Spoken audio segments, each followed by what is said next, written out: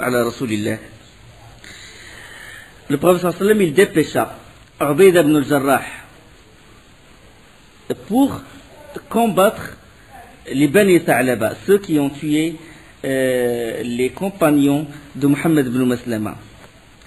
Et il a réussi à les surprendre et ils ont pris la fuite dans les montagnes et il a réussi à captiver un des leurs et pris leurs troupeaux, leurs chameaux. Et bon, le prophète a réussi à les punir. Bon, le prisonnier qu'ils ont pris, il a embrassé l'islam, il est rentré en islam. Puis il y a une autre expédition qu'a envoyée le prophète, c'est l'expédition de Al-Jamoum contre les Bani Salim, qui ont participé eux aussi à la bataille d'Al-Khandaq, sous le commandement de Zayd ibn Haritha, radiyallahu anhu. Ils ont pris le butin et sont revenus. Puis il y a une autre expédition vers Al-Aïs. Al-Aïs, c'était au nord de Médine, nord-ouest de Médine, à une distance de 4 jours de marche. Et Al-Aïs, c'était un endroit plein d'arbres et plein de cavernes. Et le prophète sallam, il envoya 170 combattants, tous des cavaliers. À leur tête, Zayd ibn Haritha, radiyallahu anhu. Et Zayd ibn Haritha, il fut dépêché pour couper la route, pour couper la route à une riche caravane de Quraysh. Toujours les caravanes de Quraysh pour les punir. À une riche caravane de Quraysh. Ils se sont cachés dans les cavernes et derrière les arbres et ils firent main basse sur la totalité des marchandises et la plupart des hommes furent faits prisonniers. Toute la caravane a été prise.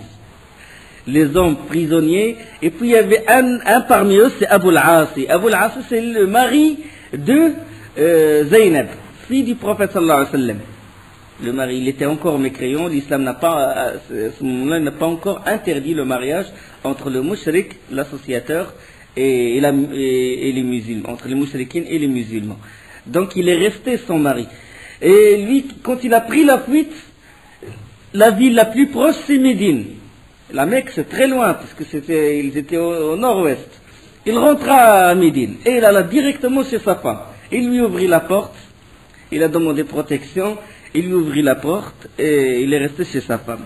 Et quand le prophète le matin, à l'aube, le fajr, et quand Bilal il a fait l'adhan et l'iqama, dès que le prophète a fait takbira, il a dit Allahu Akbar, Zaynab il a crié. Il a dit je protège Abu al-Asi, je le protège. Envoyé d'Allah, je protège Abu al-As. Et le prophète ne peut pas répondre parce qu'il a fait déjà takbirat al-ihram. Et à la fin, quand il a fait les salutations, il a dit avez-vous entendu ce que j'ai entendu? Par celui qui tient mon âme dans sa main, je n'étais au courant de rien du tout et personne ne m'a consulté. Il ne savait pas que Zaynab, il a protégé, il a gardé chez elle Abu al-As. Puis il a dit aux compagnons, cet homme est lié à nous par les liens que vous savez, ça veut dire les liens de parenté, et vous avez pris des biens qui étaient en sa possession. Maintenant, si vous voulez avoir la bonté de lui rendre son argent, de lui rendre ses biens, faites-le. Si vous ne voulez pas, c'est un butin qu'Allah vous a accordé, vous avez le choix. Ils ont dit, envoyé d'Allah, on lui rend ses biens.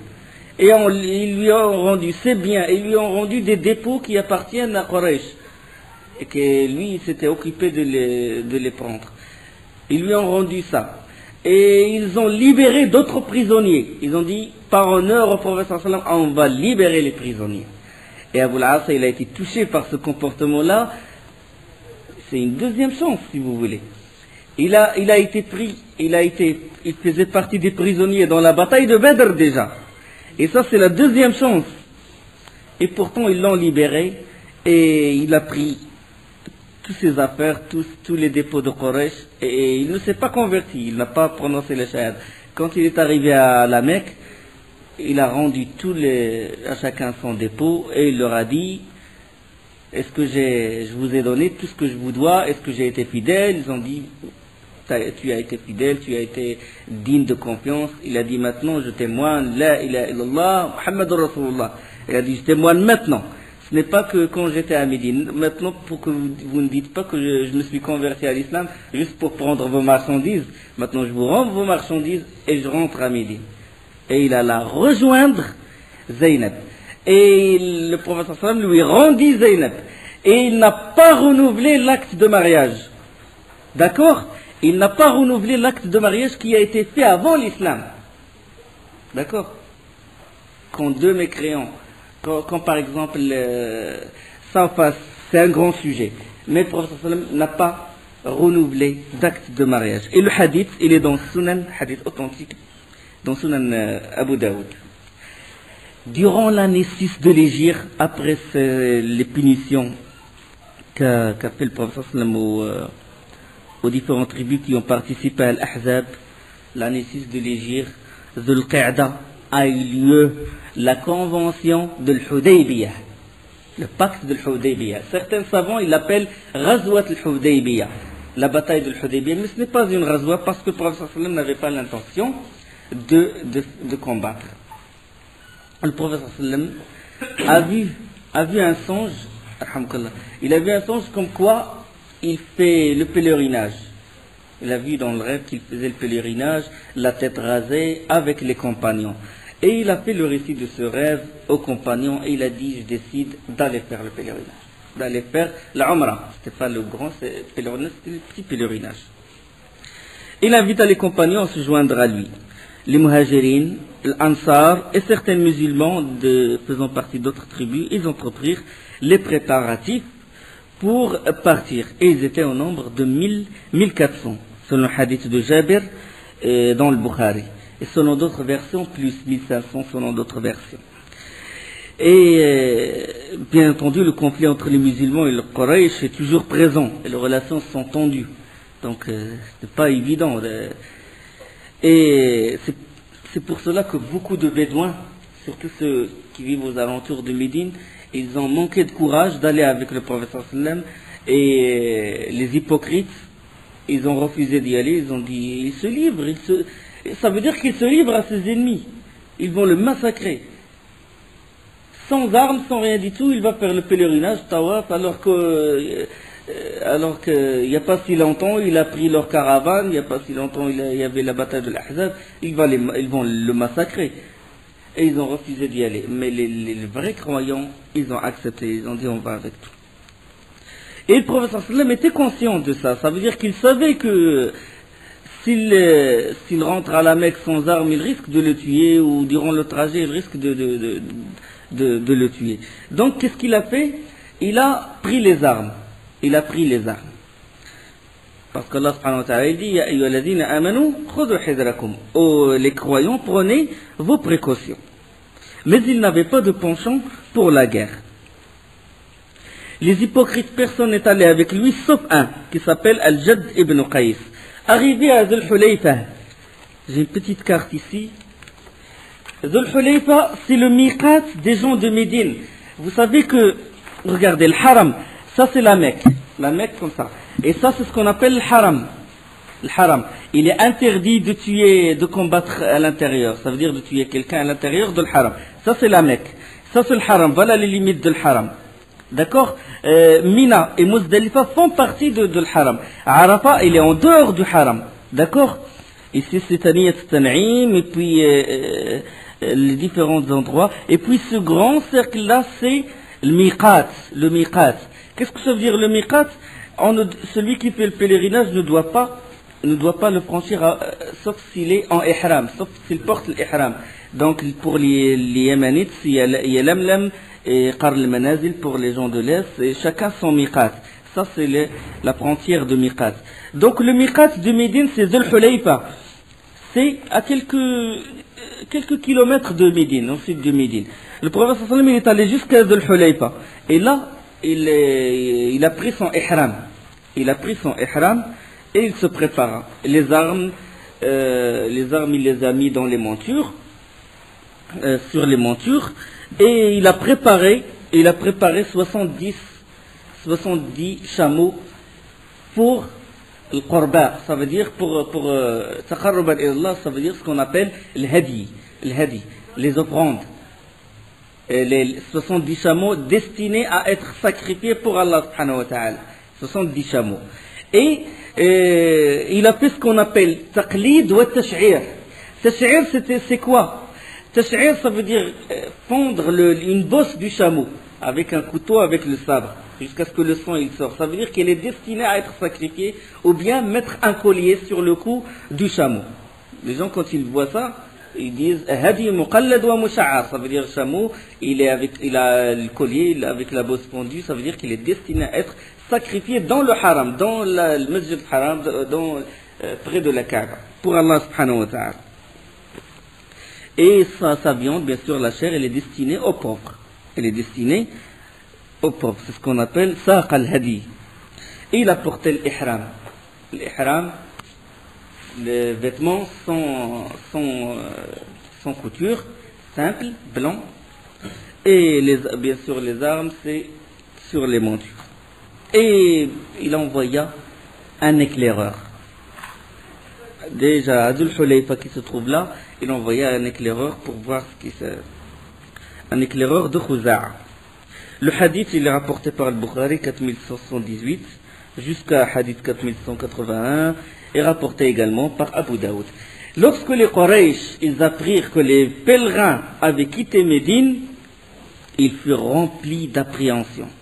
Ils se sont réunis, ont décidé, ils se sont mis dans une situation assez grave, dans un dilemme si vous voulez. Ils étaient placés devant une situation, qu'est-ce qu'ils vont faire maintenant? Les pèlerins, ils viennent. S'ils rentrent dans le haram, ils n'ont pas le droit de le combattre, parce que s'ils le combattent à l'intérieur du haram, ils violeraient le haram, et ça fait un grand déshonneur pour eux. Et s'ils l'interdisent, c'est grave. S'ils l'interdisent, c'est aussi qu'ils interdisent des gens qui veulent adorer Allah, ils interdisent des gens qui veulent visiter la demeure d'Allah. Ça, si tout le monde, si tous les Arabes ils sont informés que les Quraysh ils interdisent les gens pour faire le pèlerinage, c'est un grand déshonneur, parce qu'ils commettraient une violation flagrante des lois sur lesquelles reposait leur propre honneur, leur propre fierté. Donc ils étaient dans un vrai dilemme. Qu'est-ce qu'ils vont faire? Ils ont dit de toute façon, on ne le laisse pas rentrer. Il ne rentrera pas. La chose n'aura pas lieu aussi longtemps qu'il restera parmi nous un seul œil animé d'une lueur de vie. Et lorsque les pèlerins ils atteignirent un endroit qui s'appelle Ghadir al-Ashtat, l'homme qui avait été envoyé en éclaireur, qui s'appelle Bishr ibn Sufyan, les rejoignit et dit au prophète sallallahu alayhi wa sallam, Quraysh ayant appris ta marche, ils ont rassemblé les Ahabish et beaucoup de combattants. Les Ahabish, c'était une tribu qui regroupe les affranchis de différentes tribus. C'est un mélange de différentes tribus. Il a dit qu'ils ont regroupé les Ahabish et beaucoup de combattants, et ils sont prêts à te combattre et à t'empêcher d'entrer à la Mecque. Et le prophète sallallahu alayhi wa sallam, il a consulté les compagnons, il a dit, qu'est-ce que vous me conseillez de faire? Voulez-vous qu'on aille vers les tribus de ces gens-là qui ont aidé les Quraysh, et on prend leurs femmes et on prend leurs enfants, et comme ça on les laissera, soit qu'ils vont venir, s'ils viennent sauver leurs enfants et leurs femmes, on se dirige directement nous vers la Mecque et on combat les Quraysh. C'est une tactique qu'a dit le prophète sallallahu alayhi wa sallam. Il a dit, vous voulez qu'on fasse ça, ou bien on rentre directement et celui qui nous barre le chemin, on le combat? Que me conseillez-vous? Et Abu Bakr radiyallahu anhu, il a dit, Allah il est plus savant ainsi que son messager, mais nous sommes venus faire l'Umrah. On rentre, si quelqu'un s'interpose entre nous et le haram, entre nous et la demeure sacrée d'Allah, on le combat. Abu Bakr lui a dit ceci. Et le prophète sallallahu alayhi wa sallam il a dit, allez, avance, en avant. Le hadith, c'est le même hadith rapporté par le Bukhari. Ils s'avancèrent. Puis le prophète sallallahu alayhi wa sallam il a dit, à mi-chemin, il a dit, regardez Khalid ibn al-Walid. Khalid ibn al-Walid, dans le chemin, il était entre Rabir, dans le Ghamim. Le Ghamim, c'est un endroit entre Rabir et le Juhfa. Regarde Médine, où est-ce qu'elle est? Et il s'est avancé jusqu'ici. Il s'est avancé jusqu'au nord. Et le prophète sallam il a dit, regardez Khalid bin al-Walid, il est dans le Ramim, il l'a vu le prophète sallam. Et il a dit aux compagnons, dirigeons-nous vers la droite.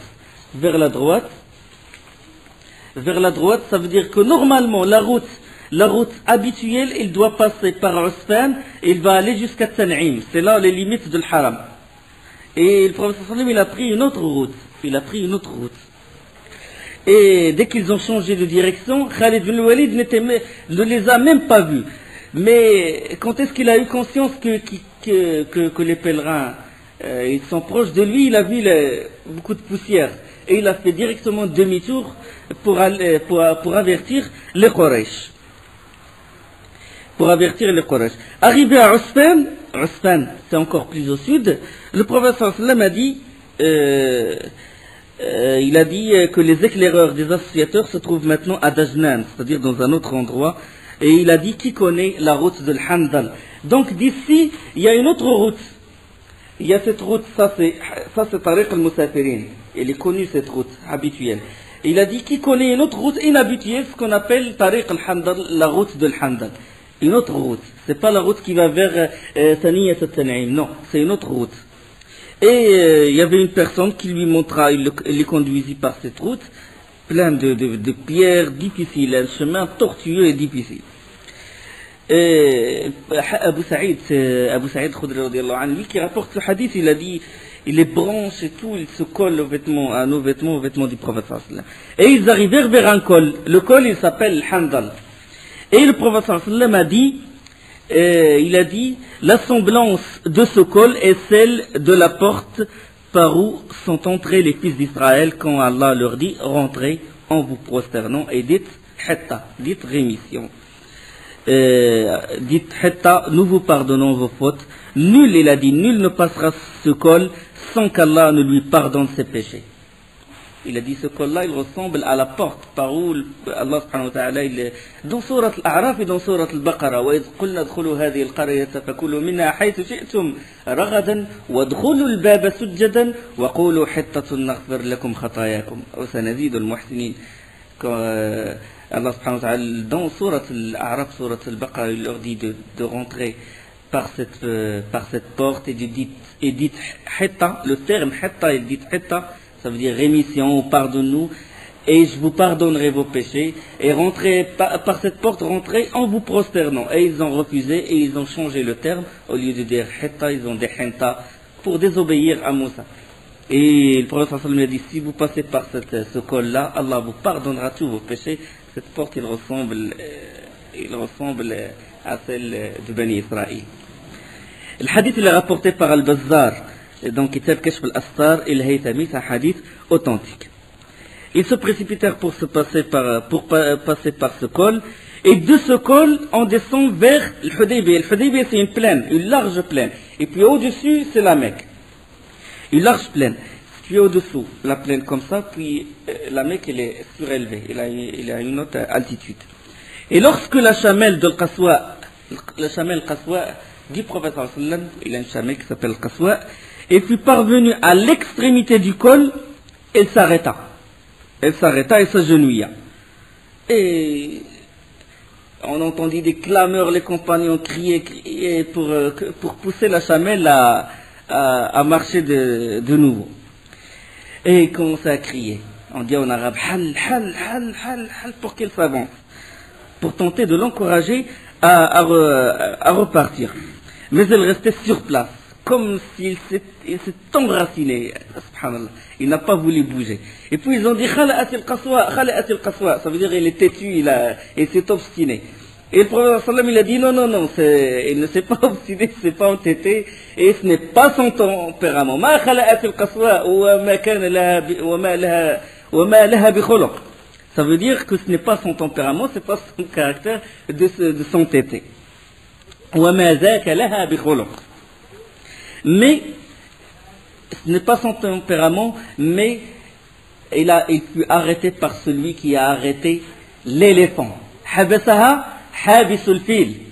Celui qui a arrêté l'éléphant de Abraha al-Ashram, on a parlé de ça au début de la vie du prophète. Quand Abraha al-Ashram il poussa l'éléphant pour qu'il s'avance vers le haram, et l'éléphant n'a pas voulu s'avancer.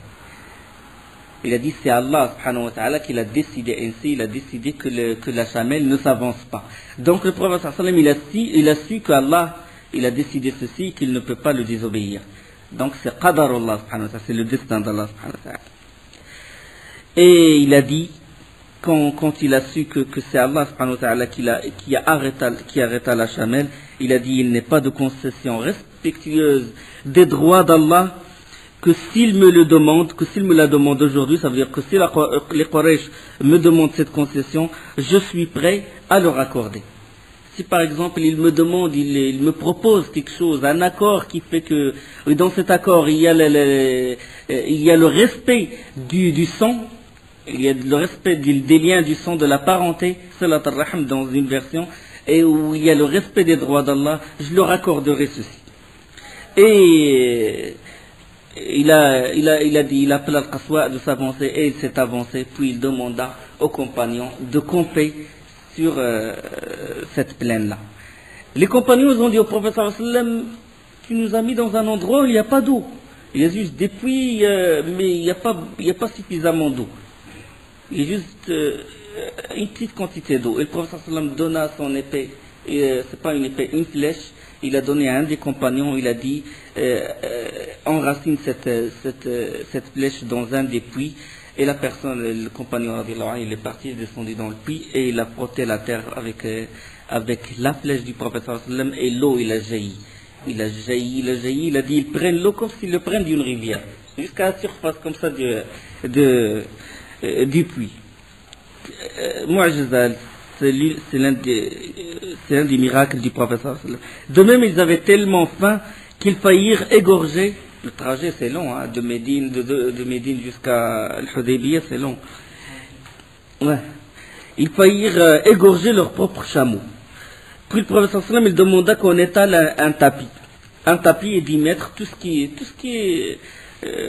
qu'ils avaient, la nourriture qu'ils avaient, les dattes, il y en a qui ont mis les dattes, le pain, etc.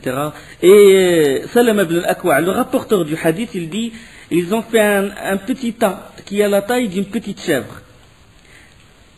Et ça va servir pour 1400, au moins 1400 hommes. Et le prophète sallallahu alayhi wa sallam leur a dit, allez, chacun il met sa main, il mange. Et ils ont mangé, et la quantité elle est restée la même. Et d'autres compagnons ont dit, on a même ramené nos sacs et on a mis les dates, on a tout rempli, et la baraka du prophète sallallahu alayhi wa sallam. Hadith, il est rapporté, ce hadith-là, il est rapporté par le Bukhari, rahimahullah. Puis les Quraysh, ils furent surpris que le prophète sallallahu alayhi wa sallam s'installe à Al-Hudaybiyah. Al-Hudaybiyah, c'est là. Al-Hudaybiyah, c'est vers l'ouest, hein, parce qu'il a fait comme ça, puis il a dévié. Il a fait comme ça, puis il a pris la route de l'Hamdallah, une route inhabituelle. C'est pas la route habituelle des voyageurs. Il est à l'extérieur. Al-Hudaybiyah, il est à l'extérieur de l'Haram. Il n'est pas à l'intérieur. La limite, il se trouve, il est à l'extérieur. Qu'est-ce qu'il prépare? On dit, Quraysh, qu'est-ce qu'il prépare? Il a l'ihram, d'accord. Il veut rentrer pour faire le pèlerinage.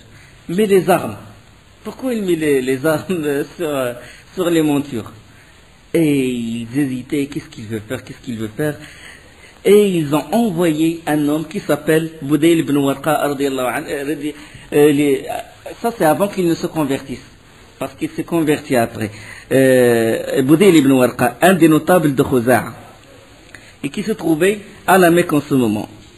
En compagnie de quelques membres de son clan, il vint trouver le prophète sallallahu alayhi wa sallam pour l'informer de l'attitude de Quraysh. Il a dit, j'ai laissé Ka'b ibn Lu'ay et Amir ibn Lu'ay près d'un point d'eau de l'Hudaybiyah, dans la même plaine, c'est-à-dire il n'y a pas beaucoup de distance entre les deux, entre les Quraysh et le prophète sallallahu alayhi wa sallam. Près d'un point d'eau de l'Hudaybiyah, et ils ne te laisseront pas la voie libre, ils ne te laisseront pas la voie ouverte entre toi et la maison d'Allah, et ils s'apprêtent à te combattre. Et le prophète sallallahu alayhi wa sallam lui dit, nous ne sommes pas venus pour nous battre, nous sommes venus faire la Umrah. Tu sais bien que la guerre a rangé les Quraysh. Il a dit la guerre, il a rangé les Quraysh. Et moi, je suis prêt à donner un délai aux Quraysh. Ça veut dire je suis prêt à faire un pacte avec le Quraysh, mais il y a pas on ne fait pas de combat, rien du tout. Et qu'il me laisse, moi, il me laisse avec les autres tribus. Et si les autres tribus rentrent en islam, ça sera leur fierté, parce que je fais partie des Quraysh. Et ils rentrent en islam comme les autres. Au moins ce délai-là, ça va leur servir de se reposer des batailles, de la famine, beaucoup de choses qu'ils ont endurées durant cette période-là. Mais s'ils veulent me barrer directement le chemin pour visiter la demeure sacrée d'Allah subhanahu wa ta'ala, je suis prêt à les combattre. Je le combattrai. Jusqu'à ce qu'Allah me fasse triompher et que j'y laisse la vie. Budayl a dit, je vais leur transmettre ce que tu as dit. Et il a dit, assemblée de Quraysh, vous êtes hâtifs, vous êtes précipités dans vos décisions. Et il est venu faire le Umrah. Mohammed et ses compagnons sont venus faire le Umrah et ils n'ont pas l'intention de faire la guerre. Ils ont dit, on ne peut pas te croire comme ça, c'est juste une parole. Tu nous as dit ça, mais on ne sait jamais ce qui va se passer. Les armes qu'ils portent sur la monture, etc. Donc, nous, on est méfiants. Et pour s'assurer davantage, qu'est-ce qu'ils ont fait? Ils ont envoyé un autre homme qui s'appelle Mikraz ibn Habs. Et dès que le prophète sallallahu alayhi wa sallam lui aperçu, il a dit, cet homme est un homme trompeur. Hada rajul ghadar. Il est venu voir le prophète sallallahu alayhi wa sallam, le prophète sallallahu alayhi wa sallam lui tient les mêmes propos et il est retourné. Et ils ont posé la question à Mikraz ibn Habs, il a dit, je ne sais pas, il a les armes, je ne sais pas ce qu'il va faire. Et il a dit, tu n'as rien ramené de nouveau. Et ils ont envoyé un homme, l'un des chefs de l'Ahabish. Je dis l'Ahabish, c'est une tribu qui regroupe plusieurs autres tribus. Il s'appelle Al-Hulays ibn Alqamah, le chef des Ahabish. Le voyant venir, le prophète sallallahu alayhi wa sallam a dit, celui-là appartient à un peuple d'adorateurs. Il respecte les choses sacrées, il respecte le hadi, yu'azzimoun al-hadi. Il vénère ceux qui sacrifient les chameaux, les bêtes pour Allah subhanahu wa ta'ala dans son sanctuaire, lui il les respecte beaucoup et il vénère beaucoup les choses sacrifiées. Et il a dit, envoyez dans sa direction, sauf la tactique du prophète, envoyez dans sa direction les bêtes destinées à être sacrifiées pour qu'il les voie. Et lorsque les 70 chameaux défilèrent solennellement près de l'Hulays, le cou entouré de colliers, la bosse fondue et amaigrie par le long séjour, il s'est étonné, il a été ébahi, il a dit, il n'appartient pas à ces gens-là, il n'appartient pas au Quraysh de leur barrer le chemin. Il n'est même pas allé voir le prophète sallallahu alayhi wa sallam, il n'a même pas discuté avec lui, il a fait demi-tour directement vers le Quraysh. Il a dit, ces gens-là, ils sont venus faire le pèlerinage, il ne faut pas leur barrer le chemin. Ils ont dit, tu n'es qu'un bédouin, tu n'es qu'un homme de désert, tu ne peux pas apprécier vraiment la situation. Il les regarda comme ça, il a dit, ce n'est pas pour ça que j'ai fait le pacte avec vous, j'ai fait cet accord, je suis votre allié. Comment ça se fait? Vous barrez le chemin à des gens qui veulent sacrifier pour Allah? Il a dit, si jamais vous lui barrez le chemin, je ramènerai tous les Ahabish, je ne sais pas combien, des milliers de combattants, j'attaquerai la Mecque. Il a dit, j'attaquerai la Mecque si jamais vous lui barrez le chemin. Regardez la tactique du prophète sallallahu alayhi wa sallam. Et puis on dit, oh, patience, Hulays, patience, jusqu'à ce que nous arrivions à des conditions qui nous conviennent. Et là, Urwa ibn Mas'ud le Thaqafi, radiyallahu anhu, parce qu'il s'est converti lui aussi après. Urwa ibn Mas'ud le Thaqafi, il a dit, c'est l'un des chefs de Thaqif. Thaqif, c'est une tribu qui fait partie de Taïf. La région s'appelle Taïf et la tribu s'appelle Thaqif. Il a dit, écoutez, chaque fois que vous envoyez quelqu'un, le pauvre, quand il revient, vous l'accueillez avec des termes grossiers, avec des termes durs, agressifs, etc. Il a dit, moi je ne suis pas comme les autres. Il a dit, moi je ne suis pas comme les autres. Vous me connaissez très bien, je vous connais très bien. Vous, votre position par rapport à moi, c'est comme le père, la position du père. Vous êtes père par rapport à moi, et moi je suis le fils par rapport à vous. Lui, il a dit ça parce qu'il y avait des relations entre Urwa ibn Mas'ud et les Quraysh. Et commença à énumérer c'est-à-dire a énuméré les bienfaits qu'il a prodigués pour eux. Ça veut dire qu'il les a aidés. Il a dit quand j'ai soulevé les gens de Uqad pour se rallier à vous et qu'ils ont renoncé, je ne suis pas venu jusqu'à chez vous avec mes enfants, avec les gens qui m'ont obéi pour montrer. Et il a vraiment cette valeur. Pourquoi il dit ça? Pour que si jamais il part et qu'il revient, il ne le démentisse pas, il ne le traite pas comme ils ont traité le Hulayf et comme ils ont traité Mikrez et l'autre. Donc il a dit ça, et pour connaître vraiment la valeur de cet homme, c'est à son sujet qu'Allah subhanahu wa ta'ala il a révélé وقالوا لو نزل هذا القرآن على رجل من القريتين عظيم. Et ils disent, pourquoi n'a-t-on pas fait descendre ce Coran sur un haut personnage de l'une des deux cités? Ça, c'est le Coran qui a été révélé à la Mecque déjà. Quand ils ont demandé des signes au prophète sallallahu alayhi wa sallam, puis après ils se sont posé cette question. Pourquoi le Coran n'a pas été révélé à l'un des deux hommes qui sont très connus? Les deux hommes, c'est Urwa ibn Mas'ud à Taqif et le Walid ibn al-Mughira à la Mecque. Ça, pour connaître vraiment la valeur de cet homme. Et là, Urwa, il a voulu s'assurer. Il a voulu vraiment s'assurer, est-ce que Mohammed il est venu pour la guerre ou pour faire le pèlerinage? Mais comment? Comment il va faire? Il a préparé un plan, puis il est rentré dans le camp où se trouve le prophète sallam. Il s'est dit, voilà, je vais essayer de les exciter, de les provoquer. S'ils me répondent avec agressivité, ça veut dire qu'ils préparent un combat. S'ils sont conciliants, s'ils me parlent avec douceur, ça veut dire qu'ils veulent juste faire leur main. Et il s'est assis en face du prophète sallallahu alayhi wa sallam, en face directement, en face, et il était armé. Et dès qu'il est rentré avec l'arme, le prophète sallallahu alayhi wa sallam, il a dit, mon gardien, appelez mon gardien. Mughira ibn Shu'ba, il a dit, porte tes armures et porte ton casque, et viens, mets-toi debout à côté de moi. Il fait يأخذ حذره صلى الله عليه وسلم. Ça veut dire qu'il est autorisé que le chef doit avoir un garde du corps, un gardien personnel. Il s'est mis à côté de lui. Le Walid Urwa ibn Mas'ud, il s'est assis en face du prophète. Et ils ont entamé la discussion, etc. Puis Urwa, il a dit à Mohammed, qu'est-ce que tu veux faire? Tu vas anéantir ton peuple? Il a dit, moi je n'ai jamais entendu parler de quelqu'un qui a combattu ses propres parents, sa propre tribu. Il a dit, toi, si tu le fais, ce sera le premier. Et si jamais c'est eux qui ont le dessus sur toi, parce que moi je ne pense que ça, ça veut dire qu'ils vont te combattre, qu'ils vont prévaloir sur toi, parce que je ne vois autour de moi, il essaie de provoquer. Il dit, je ne vois autour de moi qu'un mélange d'hommes, il n'y a pas d'honneur parmi dans ton clan. Il a dit, si jamais la guerre il fait rage, ils vont faire le vide autour de toi, ils vont te laisser tout seul. Puis Abu Bakr, l'indulgent, il n'a pas pu se contrôler. Et il l'a insulté, il l'a insulté odieusement, il a dit, nous on se retire. Puis le prophète sallam, il a dit à Abu Bakr, tais-toi. Et puis, Urwa, il a dit, qui est-ce? Sur Abu Bakr, il a dit, c'est qui celui-là? Il les provoque. Il a dit, Abu Bakr.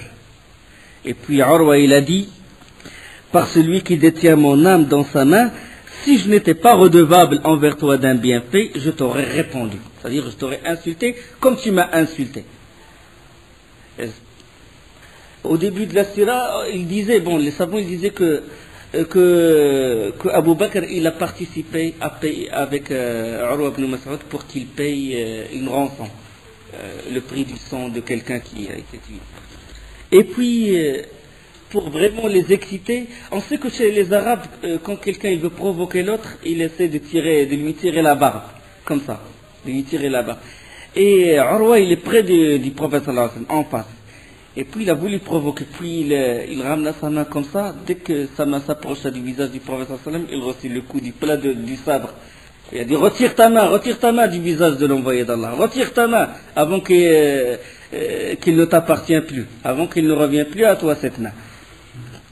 Et c'était Shu'ba ibn al-Mughira radiyallahu anhu qui le frappa avec et à chaque fois qu'il l'approche, à chaque fois qu'il essaie de toucher la barbe du prophète sallallahu alayhi wa sallam, lui Sha'b ibn al-Mughira, il le frappe avec le plat du sabre. Et là, Urwa, il leva la tête comme ça, et il regarde, c'est Sha'b ibn al-Mughira, tout couvert d'armure avec le merfar. On ne voit que ses yeux. On ne voit que ses yeux. Il a dit, Man hadha al-fadz al-ghalid, qui est ce grossier là? Et le prophète sallallahu alayhi wa sallam, il a souri, il a dit, tu le connais pas? C'est ton neveu, le Mughira ibn Shu'ba. Il a dit, Ya le Ghadr, quel trompeur! Il n'y a pas si longtemps, c'est moi qui ai lavé ta saleté. Il parle d'une histoire, il a fait allusion à une histoire, c'est que le Mughira ibn Shu'ba, avant l'islam, qu'est-ce qu'il a fait? Le Mughira ibn Shu'ba, il est parti avec 13 hommes de Bani Malik. Bani Malik, ils vivent dans Taïf. Et ils sont allés voir le Muqawqis. Le Muqawqis, c'est l'un des rois de l'Égypte. Ils sont allés le voir. Lui avec les 13 hommes, jusqu'en Égypte. Et puis, tous ils étaient bien avec le roi, sauf le Mughira ibn Shu'ba, il était impoli avec le Muqawqis. Et puis quand ils ont fait demi-tour, ils veulent rentrer chez eux, le Muqawqis, il a dit à son entourage, il a dit donnez, comblez de cadeaux, donnez les cadeaux à tous ces 13 hommes, sauf à cet homme-là, le Mughira ibn Shu'ba. Tous ils étaient couverts de cadeaux, sauf le Mughira ibn Shu'ba. Il a fait le trajet de Taïf jusqu'en Égypte et il va revenir et les mains vides alors que ses compagnons, ils ont tous des cadeaux. Et puis il a profité d'une occasion. Ils dormaient ou ils ont bu le vin, selon des versions. Puis il les tua tous, les 13. Il a tué les 13 hommes et il a pris tous leurs affaires, tous leurs cadeaux, il emmena tout ça à Taïf. Et ça a failli éclater en guerre entre les Bani Malik et les Taqif. Urwa ibn Mas'ud, c'est l'oncle de Shu'ba ibn al-Mughira. Ça y est, ça a failli éclater. Puis Urwa ibn Mas'ud il a dit, je paye le prix du sang des 13 hommes. 13 hommes. Je paye le prix du sang de ces 13 hommes, épargnant la guerre, etc. Shu'ba ibn al-Mughira, qu'est-ce qu'il a fait? Il a pris les cadeaux et tout, il a tout emmené à Médine. Et il est rentré voir le prophète sallallahu alayhi wa sallam, il a dit, j'embrasse l'islam, envoyé d'Allah. Et le prophète sallallahu alayhi wa sallam, il a dit, ton islam, on l'accepte. Ton islam, on l'accepte. Mais la tromperie, on ne l'accepte pas, tu rends. Tout ça, tu rends ça à leur propriétaire. Et ils ont envoyé tout ça à Taïf. Et il était sincère, Shu'ba ibn al-Mughira, dans son islam, et il est resté avec le prophète sallallahu alayhi wa sallam. Donc, Urwa ibn Mas'ud, il fait allusion à cette histoire. Et Shu'ba ibn al-Mughira, il a dit, malgré tout, c'est l'envoyé d'Allah, tu ne le touches pas. Et alors, il est resté un instant, puis Bilal, il a fait l'adhan. Bilal a fait l'adhan, le prophète sallallahu alayhi wa sallam se leva, Urwa en train de regarder, de voir qu'est-ce qui se passe dans le camp et tout. Et le prophète sallallahu alayhi wa sallam, quand il allait faire ses ablutions, tous ils s'approchaient vers lui pour prendre les gouttes qui tombent de ses mains, il s'essuie le visage et tout. Quand il crache, il ne tombe pas par terre. Le crachat ne tombe pas par terre, il est pris par un des... Il a dit, qu'est-ce qui se passe? Il n'a rien compris. Quand à peine il donne un ordre, ça y est, c'est déjà fait. Quand il parle, tout le monde se tait. Il a été troublé par ce respect que portent les compagnons envers le prophète sallallahu alayhi wa sallam. Et il est allé voir le Quraysh. Il a dit, écoutez, j'ai été envoyé comme ambassadeur au Négus. J'ai été envoyé comme ambassadeur au Kisra, au Qaysar. J'ai vu les rois, beaucoup de rois sur cette terre. Il a dit, jamais je n'ai vu des gens respecter le roi comme les compagnons respectaient Mohammed. Il a dit, ils ne vont pas te lâcher. Si vous le tuez, il a dit, par Allah, si vous le tuez, ils vont tuer leur propre nombre. 1400 hommes, ils vont tuer. Il dit, ils ne vont pas le livrer comme ça. Il dit, il vaut mieux essayer de faire un acte, un accord, une convention avec lui. Et il vaut mieux que vous faites un pacte avec le prophète. Au moins, dites une chose, c'est que il ne fait pas le pèlerinage cette année, la Umrah, il l'a fait l'année prochaine. Bon, la semaine prochaine, bidnillah, on va parler de la suite du pacte de l'Hudaybiyah. Wa subhanakallahumma bihamdik, ashhadu an la ilaha illa anta, astaghfiruka wa atubu ilayk.